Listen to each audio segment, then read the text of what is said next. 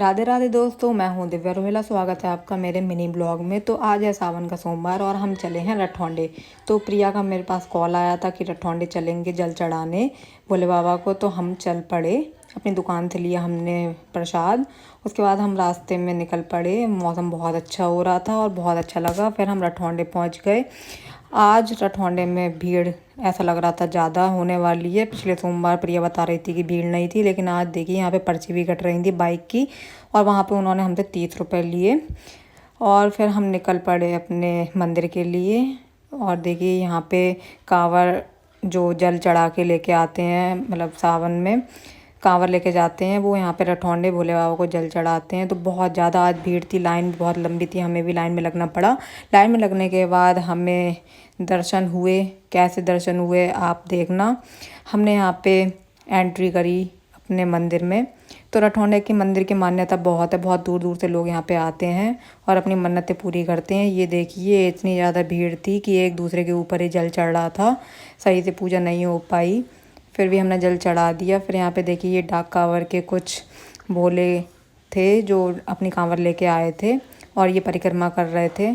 हालत कुछ बहुत ज़्यादा खतरनाक हो गई थी मंदिर से निकलने के बाद। यहाँ पे ये देखिए इस तरीके से डाक कांवर का जो जल चढ़ाया जाता है वो ये प्रक्रिया है। फिर हम आए बाहर जहाँ पे हैं भोले बाबा बीच में बैठे हुए। हमने दर्शन कर लिए। फिर दर्शन करने के बाद हम निकल पड़े घर के लिए। बैक साइड से हम आपको मंदिर दिखाएंगे कि रठौंडे का मंदिर कैसा लगता है। तो वो कुछ इस तरीके से लगता है। रठौंडे का मंदिर जो गया है वो कमेंट में ज़रूर बताना कौन कौन रठौंडे के मंदिर गया है। फिर हम घर ही जाने वाले थे, हमने बाय भी कर दी। फिर दिमाग में पता नहीं क्या आइडिया आया, हम पहुँच गए पेट्रोल पंप स्कूटी मतलब फुल कराने टंकी। और फिर हम निकल पड़े रामपुर के लिए। हमने सोचा कि दीदी हैं प्रिया की रामपुर में, वर्षा दीदी, तो हम उनके घर जाएं। तो हम पहुंच गए उनके घर। बट हमारा सरप्राइज़ हो गया यहाँ पे ख़राब, क्योंकि उन्होंने अपने कैमरा में देख लिया था हमें कि हम लोग आए हुए हैं। तो वो भी वीडियो बना रही थी और हम भी इधर से वीडियो रिकॉर्ड कर रहे थे। लेकिन दोनों बहुत खुश थे। और इधर देखो इनका बेबी बहुत ज़्यादा खुश हो गया था। इसका नाम है शिवायु। मुझे बहुत अच्छा लगा इसका नाम और दीदी से मिलके भी बहुत अच्छा लगा। शिवायु तो बहुत क्यूट है, वो मेरे पास आसानी से आ गया। और ये देखो उसकी खुशी कुछ इस तरीके से थी हमसे मिलने के बाद। उसके बाद दीदी हमारे लिए लेके आई सेब। इतनी खातिरदारी करी दीदी ने हमारी, बार बार कुछ ना कुछ खाने के लिए लाए जा रही थी। फिर हम गए ऊपर दीदी का घर देखने, जो बहुत सुंदर बना हुआ था। ये रामपुर में है, बट यहाँ की जो सड़कें हैं बहुत ख़राब हैं। बड़ी मुश्किल से हम यहाँ पे आए। और ये पीछे का कुछ एरिया था जो बहुत अच्छा था, वहाँ से व्यू बहुत अच्छा लग रहा था। बट दीदी घर में उस पीछे वाले एरिया से सांप भी आ जाते हैं। फिर हमने क्या किया, वेट किया। दीदी बोल रही थी दोनों बहुत पतली हो रही है। तो प्रिया का वेट देखो कितना आया, 44.40। और ताज्जुब की बात है, मेरा वेट देखना आप कितना आया, सेम 44.40। कैसे पॉसिबल हो सकता है ये कि दोनों का वेट बिल्कुल बराबर। फिर दीदी ने वेट किया, उनका वेट हमसे तो ज़्यादा ही था। दीदी शर्मा गई अपना वेट देख के।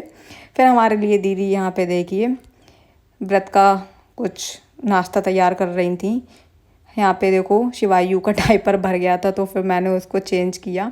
प्रिया कर रही थी तो मैंने कहा मैं कर देती हूँ चेंज। तो प्रिया मेरी वीडियो बनाने लगी। शिवायु बहुत क्यूट है, मुझे इससे मिलके बहुत अच्छा लगा। और ये बहुत ही मन्नतों के बाद हुआ है। आपको बता दें कि दीदी ने रठौंडे में ही जाके शिवायु को मांगा था। उसके बाद शिवायु का जन्म हुआ।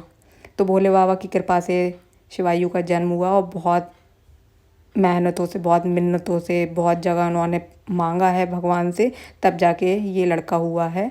उसके बाद हमारे जाने की बारी आ गई थी। हमने नाश्ता किया, बहुत देर बैठे बात की, लेकिन शिवायु हमारे पास से जाना ही नहीं चाह रहा था। इतना ज़्यादा उसे हमसे अटैचमेंट हो गया था कि बहुत ज़्यादा मायूस हो गया था। आप देखो स्कूटी से ही नहीं उतर रहा था। मुझे भी बहुत दुख हो रहा था, क्योंकि बच्चे मुझे बहुत प्यारे हैं और मुझे बहुत प्यार करते भी हैं बच्चे।